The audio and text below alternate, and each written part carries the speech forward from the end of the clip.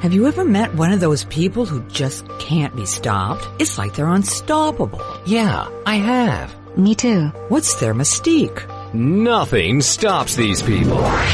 Don't stop. Welcome to Mission Unstoppable with Coach Frankie Picasso. You're about to meet some of the most amazing people. They've accomplished their goals despite insurmountable odds. They beat adversity, physical hardship, and traumatic events, and emerged triumphantly. They're people just like you and me, and they're winners. Are you unstoppable? Here's Frankie to show you how. Well, hello there, and welcome to Mission Unstoppable Radio. I am your host, Frankie Picasso, and I am so glad that you're here with us today. On the line with me, I think we're gone. No, I'm here. Are we back? Oh, yes. Okay. I guess we're back. Great. On the line with me today is Justice Michael Sage-Hyder. He graduated from the University of Cincinnati with a BS in Metallurgical Engineering, which he followed up by entering a seminary for a period of time where he delved into matters of theology, philosophy, psychology, Latin, and Greek. And after leaving the seminary, he enrolled in the University of Toledo, where he received an MA in philosophy with a strong minor in psychology, graduating at the top of his class, no less. And if that isn't enough, he also pursued studies at Ohio State University, San Jose State University, Stanford. Seeking more freedom, Michael entered law school at Santa Clara University, where he graduated with a Juris Doctor degree. And after 11 years of being a very successful trial attorney, he ran for and was elected a California Superior Court judge, where he sat on a bench for the next 30 years. Today, he enjoys spending his time as a sought-after motivational speaker. Promoting his book, he authored The Spiritual Healing, Making Peace with Your Past. Please welcome Judge Hyder. Welcome today. How are you? I am absolutely fantastic, Frankie, and I've got a comment because your introductory spiel that you put on there talks about how you've advanced, and you didn't realize this, and nobody would, but I actually started off living out in the country where we had an outhouse. So that was my beginning. Oh, wow. I love that. Yeah, I thought you would. With an outhouse once. I didn't love it. Wow, how fantastic is that? And I know that in your book you speak about your mom and just her unfailing belief that, you know, how wonderful and her life was, how much gratitude she had for the smallest of things. And I believe that, you know, that obviously filtered through to you throughout all of the years, because I can feel that gratitude for every little bit, you know, accomplishment that you have come across, starting with the outhouse experience. So good for you. You know, I was thinking about you today, and I wondered, because I'm sure that other people are wondering, do you find that would you call yourself an overachiever, or would you just call yourself a curious participant in life? Well, if those are the only choices I had, I would select the latter. What it's like. No, I don't believe I'm an overachiever. I mean, obviously, I've been very successful, and I thank God for all that. But it's just something that I've always enjoyed, is being intellectually involved, and I suppose that's the way that's driven me. I really enjoyed the engineering, especially when you're doing underground nuclear testing and blowing up atomic bombs. But I soon found out that I was interested in what is the most important thing in life, and I concluded that the most important thing in life is really enduring peace of mind. Well, because it's Mission Unstoppable, and we like to take you through your life a little bit, if you don't mind. I would like to go back to where you did do this nuclear testing in Nevada, underground, you know, with the atomic bombs. How does that, you know, being responsible or involved in something like that, you know, has the potential to kill many, many people, coincide with this man who then enters a seminary? Like, how do those two fit together? It fits together very nicely. There were many long nights out there at the Nevada test site where I had to dwell upon what we were really doing. And I know that that's necessary. You know, probably atomic bombs with Russia and the United States give equilibrium to the world, because I don't think either is stupid enough to do the first attack. hopefully some renegade country doesn't get them. But when you sit out there in the test site at nighttime and you've been blowing up atomic bombs on the day, you've got to ask yourself, what's the most important thing in life? Mm-hmm. And certainly, I concluded, it was not making weapons of mass destruction. Right. At least it wasn't. You hope not. No, right. So that's what everybody wants. Yeah, everybody wants peace of mind. We're living in a society today where everybody has fear, great fear. They wonder what's going to happen next. You got a crazy politics going on right now in the United States. I mean, there's a lot of wondering and fear, and some people get caught in that cycle. It doesn't stop. This, the worrying and the angst and the anger and all of that stuff. So you talk about having a program to help people find and maintain peace of mind. You've come up with that. Did you ever have to struggle with that? Oh, certainly. Yeah, I struggled a lot. I'm really not different than anybody else when it comes to those type of attacks. I don't know if you want to go ahead and start talking about my theory on whatever. this. Yeah, sure. We'll go. Sure. We'll go back and forth. Don't worry. All right. I don't worry at all. I've listened to your shows, and I know you're a wonderful host. So that's the least of my concerns. Well, everything I do as far as the peace of mind element is based on this idea, and I think anyone would agree with this if they thought about it. There's a part of us that I call the God I. That's G-O-D hyphen I, God I. I think there's a very powerful positive force within each of us. And unfortunately, I think there's a very strong negative force with each of us that I call the Satan I. Again, S-A-T-A-N hyphen I. And thoughts are everything. I really have concluded that. They're much more important than what actually happens to you. It's your thought dwelling that determines who you're going to be. And, of course, you have an option. You have your God eye pumping good, wholesome, uplifting thoughts into your mind. And you have your Satan eye pumping self-defeating thoughts in your mind. I'm no good, I'm just a dummy. And the thoughts you dwell upon determines who you are.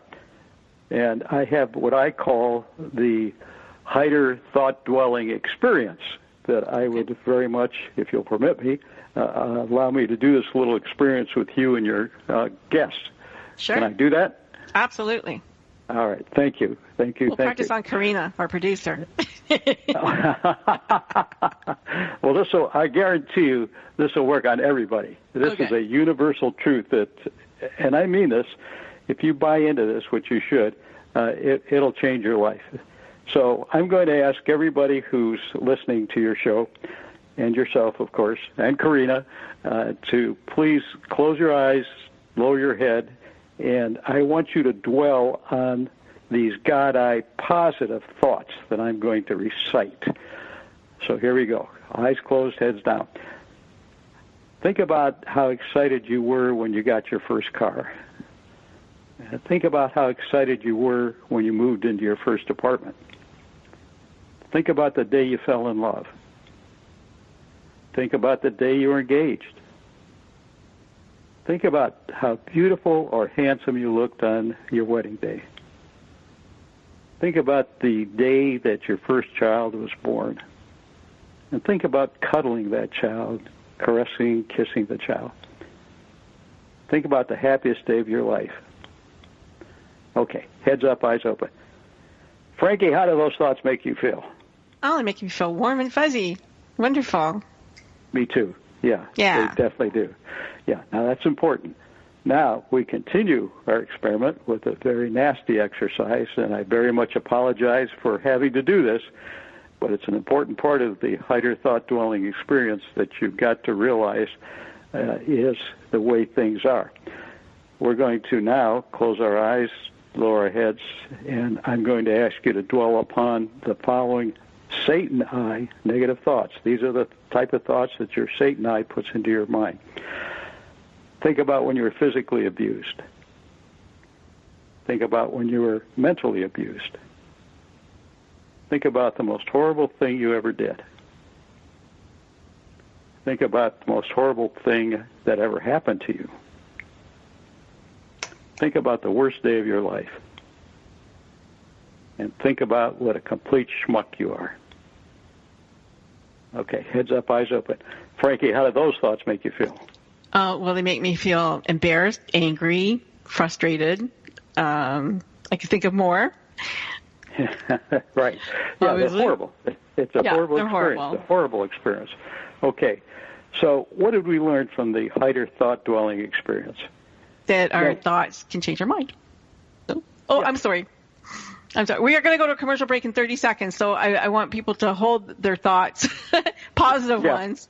So hold the answer to my question. Yes. Hold the answer to his question. Hold your positive thoughts. Make sure that you don't go anywhere, and if you do go somewhere, you're back here in less than a minute or so, because we are going to talk more with Judge Michael Heider, who is going to help you eliminate that cycle, that vicious cycle of negative thoughts that are going around your head, and you're going to feel lots better soon. Be right back. Don't stop. That's right. Don't stop listening. Mission Unstoppable with Coach Frankie Picasso will continue right after these messages. Stop. If you could live your life truly standing in a place of peace, joy, and abundance, wouldn't that make your heart soar? Now you can, with Lessons in Joyful Living, with your host, Kimberly Rinaldi, Mondays at noon Central. Kimberly Rinaldi, having created a highly successful coaching practice, now teaches lessons in joyful living. She believes in empowering others and that through it, you have the ability to break through any and all barriers, thus allowing you to reach your greatest potential and joyfully step into your life's purpose. What used to take weeks, months, or even years, she can now teach you in a matter of hours with her programs. For more on Kim and her show, go to her website, KimberlyRinaldi.com. That's RINALDI.com. Then join us for Lessons in Joyful Living with your host, Kimberly Rinaldi. It's the Fitness Minute with fitness expert Annette Hammond. If you are looking to drop a few extra pounds or to just get more toned, working out with an exercise ball is a good idea. Livestrong.com says that when you perform exercises on a stability ball, you are engaging your core and helping to shape and tone your abs. Exercising with a stability ball, also known as an exercise or fitness ball, will strengthen your core and improve your balance and stability. They remind us that it isn't possible to spot reduce. You need to consume fewer calories than you burn, and then the weight will come off all over your body, including around your waist. As you are cutting back on calories, be sure to use the exercise ball during this time to tighten and tone your waist. Your newly sculpted abs will become more and more visible as your weight decreases. I'm Annette Hammond. Like us on Facebook at Fitness Minute with Annette Hammond.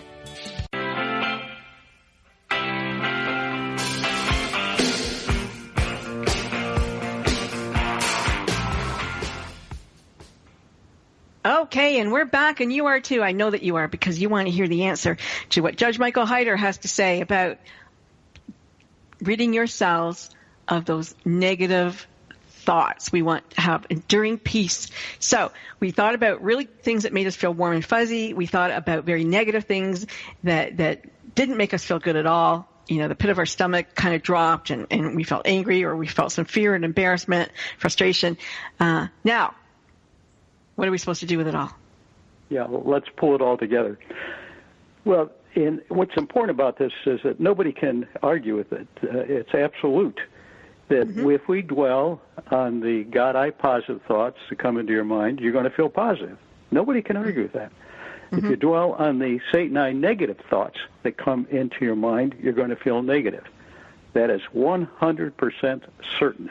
Very few things in life are 100% certain, but those statements are 100% certain. Which is true. So we come up with, this is very important, the type of thought I choose to dwell upon in the present moment determines how I feel in the present moment. You can't get around that. We've experimented with it, and we've proven it. When I was in court on murder cases, I tell the jury, you have to find the defendant guilty beyond all reasonable doubt. Well, the stuff we're talking about now is beyond all doubt, not just beyond any reasonable doubt, but beyond all doubt. So we then have to get that thought just buried into our mind that the type of thought I choose to dwell upon in the present moment determines how I feel in the present moment. But then you don't have to be a rocket scientist to figure out that if you do want enduring peace of mind, you should dwell only on the God-I positive thoughts that your God-I feeds into your mind, and you should kill or obliterate all of the Satan-I negative thoughts that your Satan-I feeds into your mind. So you have to have a method. Excuse me, go ahead. No, I was going to say, yeah, you have to have, I mean, we all have positive thoughts and negative thoughts throughout the day, but we're talking about people who are in a loop. The thought keeps going around and around in their brain, and they get more upset and angry and can't even live their life and be happy with life because these thoughts just keep dominating every waking moment. So it's not you have a good day or bad day. These are thoughts that really penetrate your waking and sleeping moments. Absolutely. Yeah, you got it. And you carry it to its logical conclusions. What type of thoughts do you think Hitler dwelled on night and day?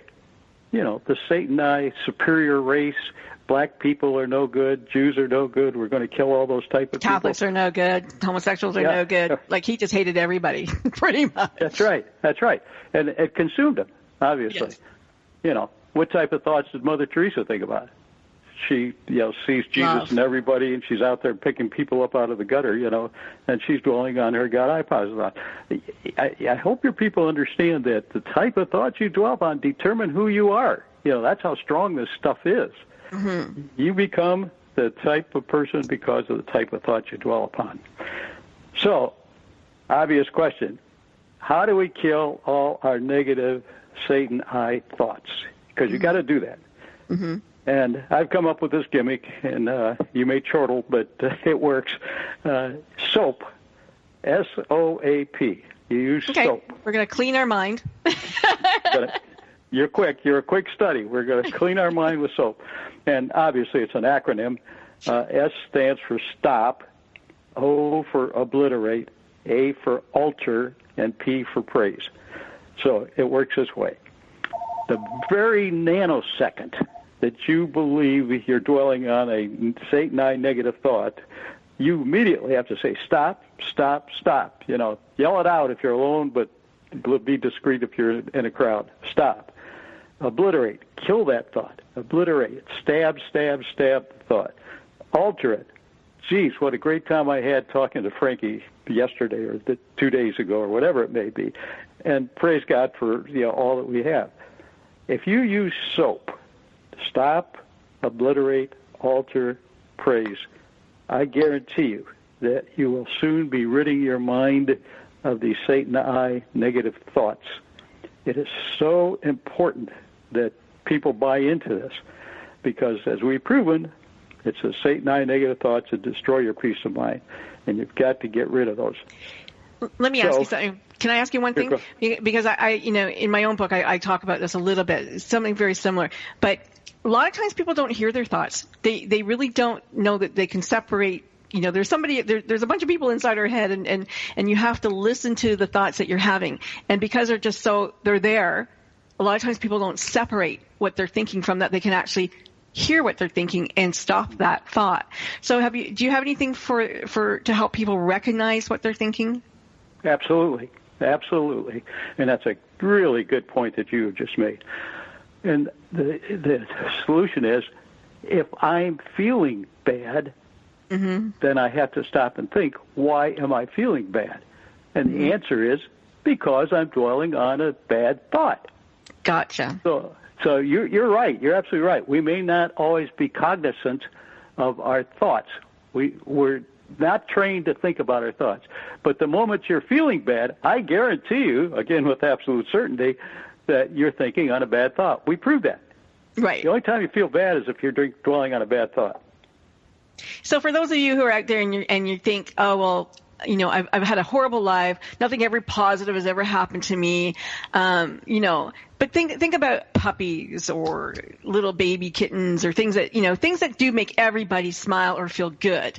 And like what you're saying is keep that thought in your back pocket. Keep it there so when you have these negative thoughts and you're going to stop and obliterate, you're going to replace it with something positive. You are right on top of it again. That is so important. That alter is extremely important. Stop, obliterate, alter. If you don't bring in a positive thought, Satan, I'll be glad to feed you a negative thought. So you've got to alter that and think about positive thoughts. Think about a vacation. Think about anything that's good in your mind, and you'll be okay. I'm just absolutely convinced that the people like Hitler become so saturated with the Satan-I negative thoughts that they never, ever, ever entertain a God-I positive thought. And conversely, people like Mother Teresa who become so saturated with the God-I positive thoughts, they just, I think Satan-I gives up on them, and they just refuse to entertain any type of a negative thought. The more you do this, the easier it becomes. It's like any other habit. It really is a skill. It's a skill like playing the piano. I mean, I guarantee you can develop this skill. It's the most important skill in the world. And would you say that the people you surround yourself is just as important? That, like Hitler, his energy, that negative energy, that Satan-like energy attracted all of those people, all his followers, let's say. There was something about it that was so compelling for them that they didn't even have their own thoughts, and they just followed his thought. And yet you have, somebody with, when you choose your friends and you choose to leave the negative people behind, because I tell people to do that as a coach all the time, surround yourself with positive people who want to see you succeed in life, and then your life can change. So do you talk about energy or things like that? No, I don't, but you're right on, because I am absolutely convinced that I don't care what the outside circumstances are in your life.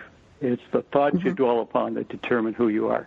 So I don't care if you have good friends or bad friends. Now, I agree that you should surround yourself with people of like mindset. I mean, that just makes life a lot better. I don't want to be surrounded by people who are going to argue with me every time I say something and take exception to everything I say. That would not be good.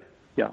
But I still maintain, I still control my own destiny, even if I'm surrounded by people like that. Well, Nelson Mandela said that, didn't he? He was a captain of his destiny. You have, you sat on the bench for a very long time. You presided over murder cases and personal injuries and medical malpractice. And I mean, you probably saw the worst of humanity, and maybe you saw some really great people too. So when you see this, and we're putting people into prison, and you charge them with a crime and they go there, and yet they're surrounded with people, birds of a feather, let's say, but like not everybody's the same because they have their own thought. They're in charge of their thoughts.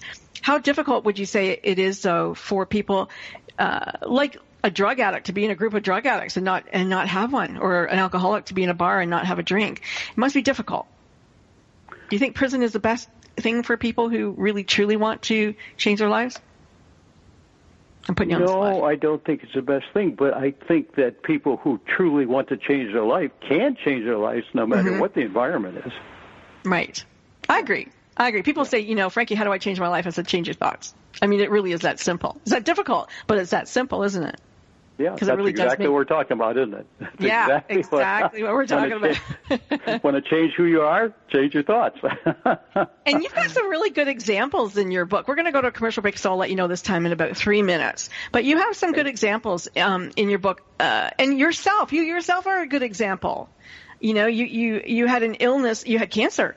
You had cancer and you had major radical surgery, and yet you're not dwelling on it. You're out there doing your thing, and, you're positive. Exactly. Or you could be, this horrible thing happening, I had cancer, and, God was really bad to me, and I can't even understand why he would do that. I mean, there's two different ways to look at life and to go through it, and you chose a positive avenue.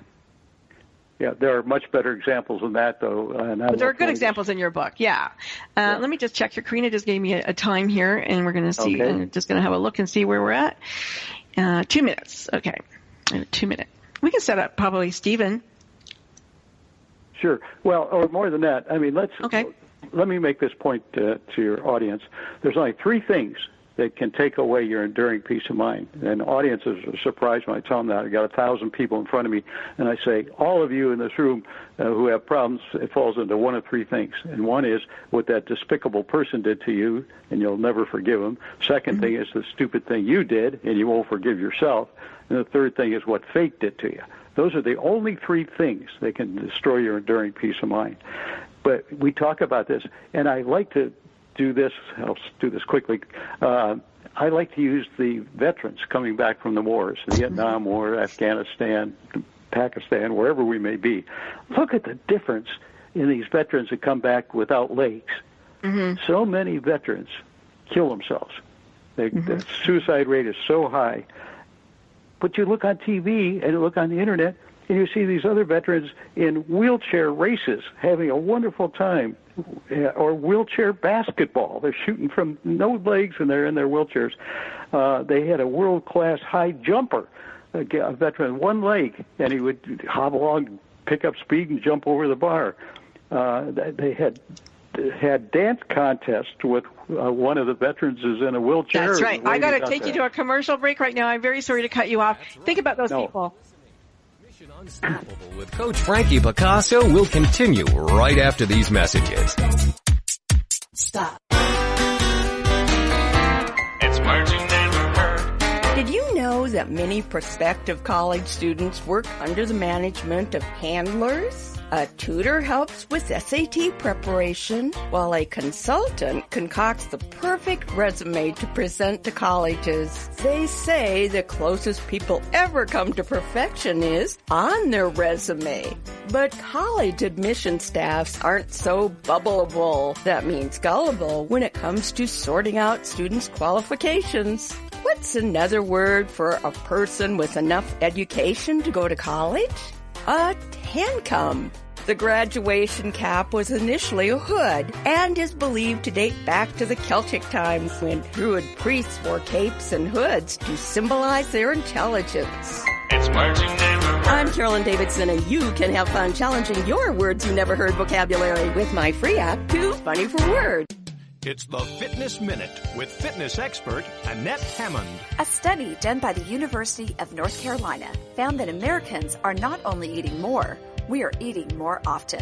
From 1977 to 2006, the number of daily meals and snacks increased from 5 to 7. The study also cited that we are consuming 570 more calories per day than we were in the late 1970s. The meal portions have stabilized in recent years, but the total number of calories consumed is rising.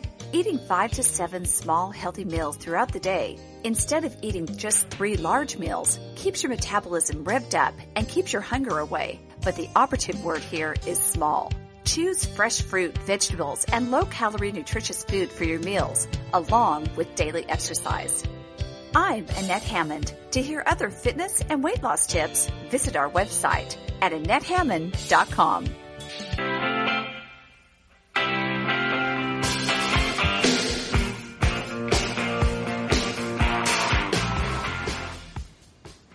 And we're back. Were you thinking about what you were supposed to be thinking? I hope so. Okay, Judge Hyder. So let's finish that where we were there. We had, you were giving us an example. The veterans came back. Some veterans come back and they're able to, without legs, without arms, without anything, they're able to jump back into life and, like the dancer on Dance with the Stars with one leg and one arm missing, or, the girl with both she wasn't in the army, but she was a snowboard, gold medalist and, without 2 legs and danced her way to almost the very end. Right. People are able to jump into life and do what they can do, and then others choose to just live in their sorrow and live in their sadness and what could have been instead of what is. Or worse, they commit suicide. Yeah, or worse, they commit suicide. Yeah. And think about the thalidomide babies, those who are without arms. Again, the examples, I saw a whole series of thalidomide adults. One was a drummer playing, of course, with his feet, sitting in there, no arms. And another was a guitarist laying flat on the ground. With their feet. I've seen that. Oh, my gosh. Yeah. Yeah, and the artists playing the guitar. Painters. There's one lady who's an excellent painter doing it with the brushes in her feet, Unbelievable. Unbelievable. Yeah. But I mean, there are all kinds of ways to come around that. And I was in a rehab hospital for 6 months, and I saw that kind of thing firsthand, how people, and it was interesting. I did an experiment. I said, can I do an experiment? And they go, yeah. So I went around and I go, because I was interested, did you come from a positive or negative parenting? Were your parents positive? I had a negative and a positive parent, but I tend to the positive. I guess you can choose whichever one you want to have. But it was very interesting to see in recovery how people, what they chose. Yeah. Yeah, it's what they chose. We've got to just concentrate on that, what they chose. You choose. See, you choose these things. And that's what we're not taught. We're not taught that these are your choices, and these are the choices you should make if you want enduring peace of mind. And these are the choices that you should make if you want to be away from Satanite negative thinking. This stuff is not taught, Frankie, and that's a shame. But there is one thing I wanted to question you about in the book, and if you don't mind, just as you're a theologian and philosopher, we were reading the book, and my husband was sitting next to me on the plane, and I said, what do you think about this? You were talking about the politicians, and you were talking about, do you want a politician who, pretty much, you were talking about the Ten Commandments, somebody who believes in this stuff and somebody who doesn't believe in that. Do you think, though, that learned or not learned, that each of us has a conscience and we know when we do something that's right or wrong, whether you've been taught religion or not? Yeah, no. Absolutely. There's no question about it. Now, you're right. I mean, I look to the Bible for guidance, and I just buy this stuff because I know it's true. I know it works. The Gospel of John, chapter 1, verses 1 through 9, ends up, verse 9 says that the true light that gives light to every man and woman, of course, was coming into the world. The true light that gives light to every man was coming into the world. That didn't say every Christian, does it? No. Doesn't say every Muslim? No. Doesn't say every Jew? No. We are born with a conscience, and at the moment of conception, I absolutely believe that we get our God I and Satan I at the moment of conception. If I'm allowed again to go back to the Bible, Luke chapter 1 verse 15 talks about John the Baptist. He will also be filled with the Holy Spirit, even from his mother's womb. That's pretty clear. And I think that applies to all of us who are filled with the Holy Spirit. Unfortunately, we're also filled with that negative stuff. We know this. We can't ignore the experiences. Well, we can't ignore. We shouldn't ignore the experiences we have in life. Jesus talks about in the Gospel of Mark that from within, out of the heart of men and women, of course, proceed evil thoughts. Boy, is that what we're talking about? Adulteries, fornications, murders, thefts, covetousness, and blah, blah, blah. All of these evil things come from within and defile a man or a woman. It's just so unequivocally clear in my mind that forget the Scripture, just use your own personal experience. We all experience the God I positive thoughts. We all experience the Satan I negative thoughts. Nobody can argue with that stuff. No reasonable person. No. So I don't know anybody who. Yeah. I don't know anybody who would say we don't. Go ahead. Your turn. We tend to as human beings, from what I have seen in my life so far, that we do tend to go to the negative. Our thoughts, it seems like more people are happy to have a negative thought than a positive thought. And yet we're so happy when we're positive. When we look at life through that perspective, we're happy. When we're in love, we're happy. So why is that? Well, I shouldn't take exception with the host. That's not a smart thing to do. But I'm going to take exception with you because That's it's okay. the skill. I like that. Okay. It's a skill. It's a skill. You got to develop the skill of dwelling only on your God, I positive thoughts and not dwelling on your negative thoughts. I don't tend to go to the negative. Absolutely not. The nanosecond I realize that I am dwelling on a Satanite negative thought, or if I got a bad feeling, then I say, why am I feeling bad? Oh, because I'm thinking about that stupid thing I did 2 days ago. Oh, that was dumb to think about that, so I kill it. It's a skill that you can develop, and I encourage everybody to spend the time to develop this skill, because it's the most important skill you could ever have in your entire life, because you will have enduring peace of mind, the greatest treasure in the world. Fame and fortune ain't it, as we know, because of all the people who commit suicide, the Marilyn Monroes, the Kurt Cobains, That's right. Yeah, it's just saying. That's sad. So that's not what's important. Enduring peace of mind is it, and you've got to develop the skill of dwelling only on God-I positive thought, killing Satan-I negative thoughts. Well, Eckhart Tolle says, he tells us that regret lives in the past and fear lives in the future, and so we should just stay in the now, because there's nothing other than right this very minute. And right this very minute, we can choose to have a positive thought. But when we dwell in the past again, we tend to go, oh yeah, I remember that I didn't feel good. That didn't make me feel good. So you say you have no past, or if you have a past, you negate it into just no feeling toward, like there's no emotion with it. But let me say this before we say that. Everybody has a past, and everybody can dwell on God-I positive thoughts about your past, or Satan-I negative thoughts about your past. Mm-hmm. The same thing with the future. Mm-hmm. You can be filled with all kind of anxiety and fear, or you can be filled with hope about the future. I don't care where you are in life and what you're thinking about, past, present, or future. You got a choice. You can't just impress that upon people enough that you have a choice. So you can think about the positive or negative about your past, positive or present, the negative about the present, positive or negative about the future. So you've got great examples. Yeah, go ahead. Can I pull all this together? I'd like to pull all this together for your audience, if you'll allow me. Please. Okay, thank you. I really appreciate this. I want people to understand, because, again, this is absolute certainty, and there's not too much absolute certainty in life. But first of all, you know that the source of your every positive, rich, good, uplifting thought is the God-I that lives within you. That's the first thing. Second, you know with absolute certainty that the source of your every negative, untoward, evil, self-defeating thought is your Satan-I that lives within you. The third thing you know, and again, with absolute certainty, nobody can deny this. Our experiment proved this beyond any doubt, that if you dwell on your God-I positive thoughts, you feel positive. Fourth, you know again, with absolute certainty, as our experiment proved, that if you dwell upon your Satan-I negative thoughts, you feel negative. The fifth thing you know is that by using soap, you can control the type of thoughts you dwell upon, which means that you're able to control your feeling in the present moment, since your present moment feeling is determined by the type of thought you're dwelling upon in the present moment, as our experiment showed. Mm-hmm.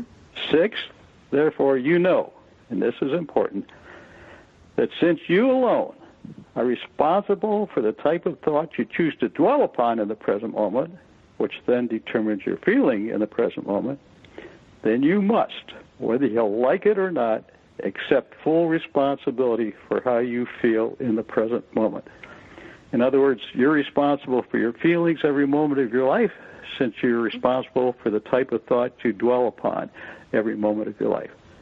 So, and you have more? Okay, because I wanted to make a point to that one, in that responsible. Well, you said, go ahead, finish. Yeah, let me just give the bottom line then. I'll give you this, what I call this good life truth. If you want to live the good life, I have in my book 59 good life truths, but this is one of the most important.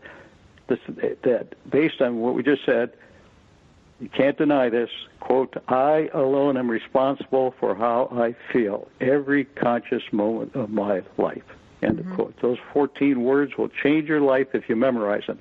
Let me do it again. I alone am responsible for how I feel every conscious moment of my life. Don't ever, ever, ever blame anybody else for how you feel. It's your thoughts you dwell upon determine how you feel, so you can't blame other people. Okay.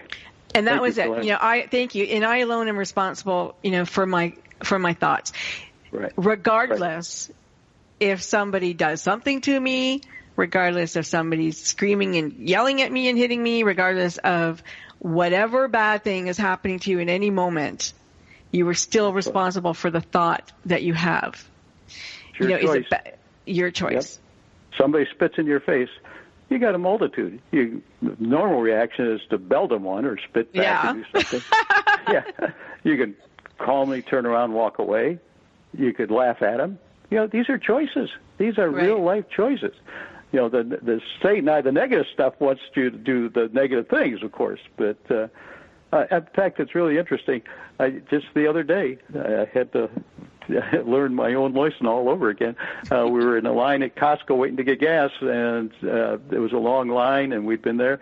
And the cars ahead of us moved out, and I started the car to pull ahead, and some guy cut me off, cut right in, came right in and cut in.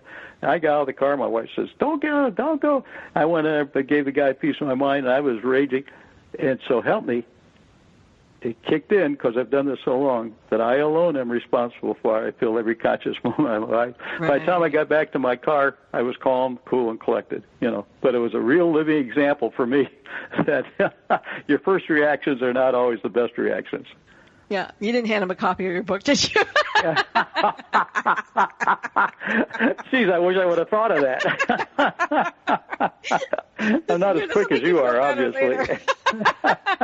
We're going to go to a commercial break. When we come back, we have more with Judge Michael Heider. Don't go anywhere.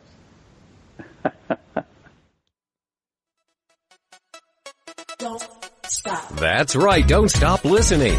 Mission Unstoppable with Coach Frankie Picasso will continue right after these messages. Stop. It's words you never heard. The first official 4th of July party was held at the White House in 1801.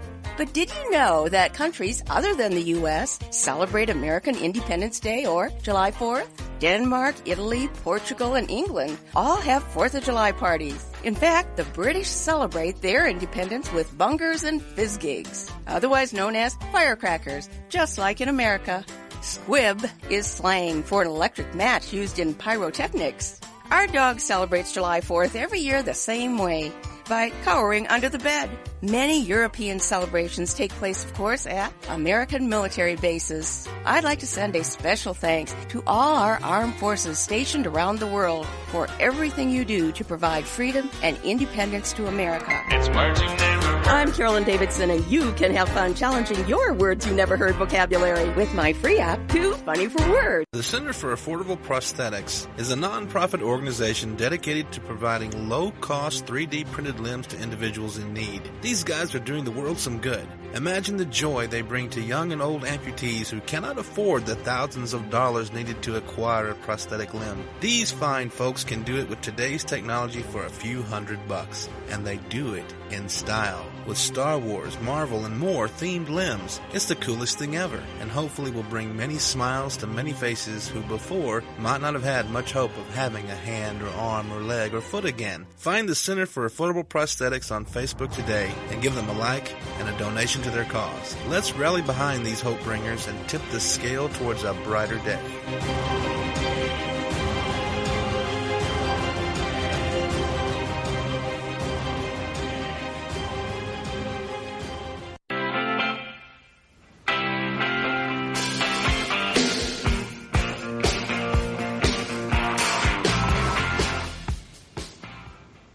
And we're back, and just off air, Judge Heider and I were talking, and he was telling me once again that there's only 3 things that can destroy your peace of mind.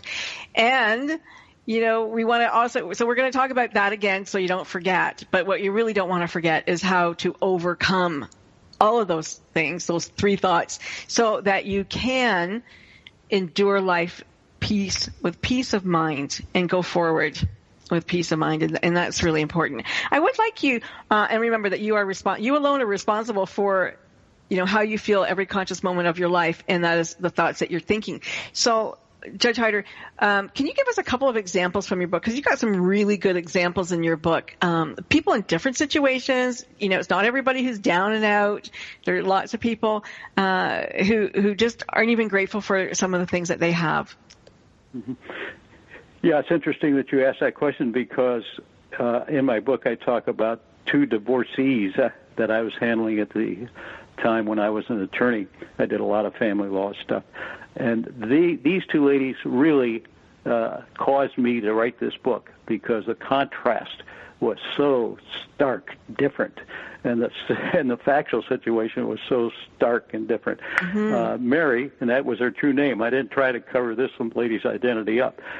Mary was a farm laborer up in Merced, where I used to live. There's a large agricultural community, and so Mary and her husband were farm laborers. Had very little money, had 4 children, and he was very abusive. And he'd beat up on her, and she'd come into me and tell me she thinks she wanted to have a divorce, but she was very religious and didn't really want to do it, but she couldn't stand the beatings. So I'd give her the paperwork, set her up an appointment. I'd bring the paperwork back, Mary. I think I was doing it for free because she didn't have money. And she'd cancel the appointment. She wouldn't come back. That happened 2 or 3 times until finally she came back all beat up, really beat up. So we went ahead with the divorce. And I can tell you she was the most positive lady I've ever known. Frankie, it was unbelievable. She'd just, every time I'd see her downtown, I'd, Mary, how you doing? Oh, my God, I'm doing so good. My kids are doing well. They're in college now. I've got some kids in college, and I'm so excited. God is so good. Okay, that was Mary. Had nothing except peace of mind. I couldn't stretch her ball. Then there was Pamela. That's not her true name because I had to hide her identity. And at the time of her divorce, I handed her a $3 million check and a $1 million promissory note that her husband paid off the next year. So she had $4 million. This was back in the early 80s. We invested that money in municipal tax-free bonds. And she was making $25,000 a month for doing nothing. And, of course, she got the house all paid for. He had bought land around the house because he didn't want anybody building near him. She got all that. He got the business. He had very, very good business, so that's all he got. He got the business. She got all this other stuff. She was miserable. She was absolutely miserable. I don't want money. I want you to fix him. He's just not been nice to me. He's been horrible. He's a beast. I almost threw out of my office a dozen times. But and this was I don't know if I should. Yeah, you said it in the book, so I can say it. These were like personal friends almost. They were. Well, Mary became a personal friend. I didn't know her before she came to the office. Right. Pamela was a good friend of my wife's, and her husband's crime for which he paid $25,000 a month and gave her everything and was such an SOB was that he worked hard. He didn't beat her. Yeah. He wasn't mean to her.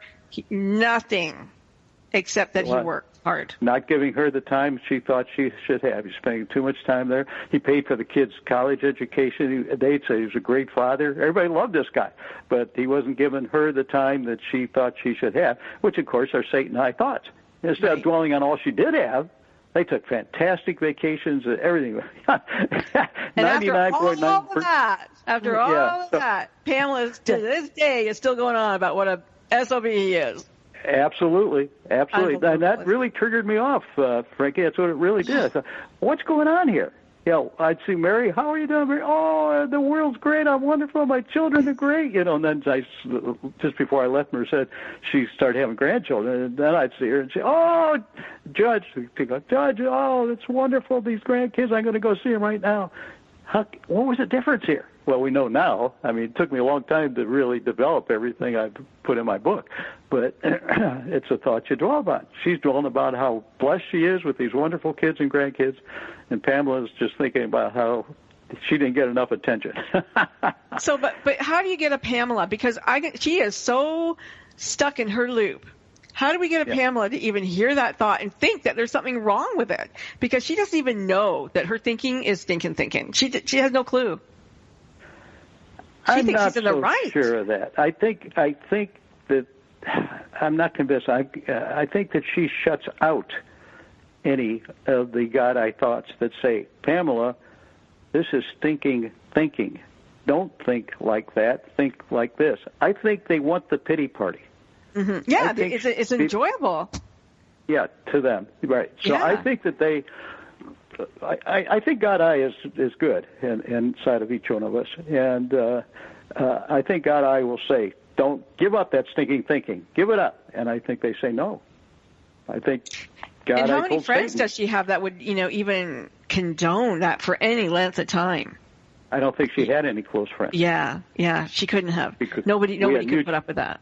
No, we had mutual friends, if you will, but they talked about how she's still miserable, and it's not nice to be around her. You were talking earlier about the people that surround us. And, you know, she was not surrounded by good people.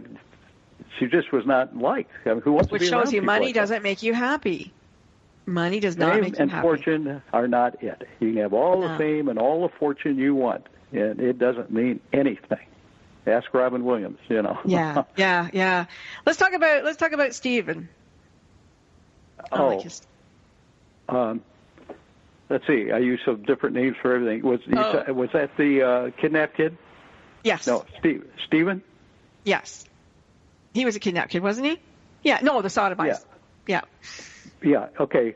Yeah. This is Stephen Stainer you're talking about, I think. Yes. Who was kidnapped when he was 7 years old. Coming home from school, was kidnapped, and it is an incredible story because his mother never lost faith that she'd see him again. He was gone for 8 years. He came back when he was 15. Every year, she would buy a Christmas gift for him and put it in the closet, an age-appropriate Christmas gift, something for an 8-year-old, 9, 10, 11, 12, up to 15. And he was horribly, horribly abused by the kidnapper, sexually abused. And the kidnapper, when Stephen was 15, still living there, the kidnapper kidnapped another young boy to start the cycle all over again. I guess he thought Stephen would be leaving before long. And Stephen said, no, this is not going to happen to this kid. And he took the kid to the police station. And they found out that he had been missing for 8 years. All he knew was his first name was Stephen. The movie that was made was My First Name is Stephen. He was captured at such a young age, and he wasn't the sharpest knife in the drawer. I got to say that. He didn't even know what his last name was at the age of 7, or couldn't remember it anyways. Right. But he went through hell. We just did everything for him, and it got where he was pretty well accepted. He had a horrible time getting back into school. He had been in school, but of course was at the bottom of his class and was ignored. But the thing that I marveled at was his mother's belief that she would see him again one day, which was true. So it worked out very, very well. The movie was made. My First Name is Stephen. Unfortunately, this is so sad. He was killed right after getting married and starting his family in a motorcycle accident. Oh my gosh! So they lost him twice. Wow. They lost him twice. Yeah. Now that's hard, but Mom especially. Mom was able to dwell on the God-eye positive thoughts, that she had him back for a while. She now had grandchildren and stuff. Dad was not so good. He was dwelling on why poor me. Now, that why poor me is Satan's best tool, I think, against most of us. Yeah. But that was an interesting story. Stephen Stainer, that was his true name. Yeah. I want to make sure, because we are going to run out of time. I know you and I are going to talk. So we're talking to Judge Michael Hyder. His book is called Spiritual Healing, Making Peace with Your Past. You can go to www.michaelhyder.tateauthor.com. You can buy it on Amazon.com. And remember, you want to think about SOAP, stop, obliterate, alter, praise. If you want to stop your thoughts, that's how you can do it. And you are responsible for what you're thinking every second of your conscious waking moment. So let me just see here. What has my producer here telling me? We have 3 minutes. Yay! So you've got the floor. You got the floor, okay. Michael. Okay, I'm going to do this real quick in 3 minutes. Everything seems to be in threes here. There's three things I want you to remember about your past. Very important. First, nothing exists from your past. It just does not exist. Past events are dead. I don't care if it was 20 years ago, 10 years ago, or this morning. A past event, once it's over, is dead. People say, no, it still hurts me, it still hurts me. It doesn't hurt you. It's thinking about the past event that hurts you. But the event, it's over and done. And just give it up. It doesn't exist. I like to say it's like a unicorn. If you let the thoughts of a unicorn hurt you, something's wrong with you. Unicorns don't exist. You can think about unicorns, but if you let the thought of a unicorn hurt you, you're scared, you're going to be rammed, that's foolish. Don't let the thoughts of a past event ever hurt you. Second, past events can never be changed. I had so many people, I want to go back and do this, I want to go back and do that. No, past events can never be changed. And third, this usually knocks the socks off of people, past events are feelingless. They have absolutely no feelings in and of themselves. When an event happens, we bring the feeling to the event. People say, Mike, you're crazy. My dad died. It was a horrible experience. My mother died. It was just terrible.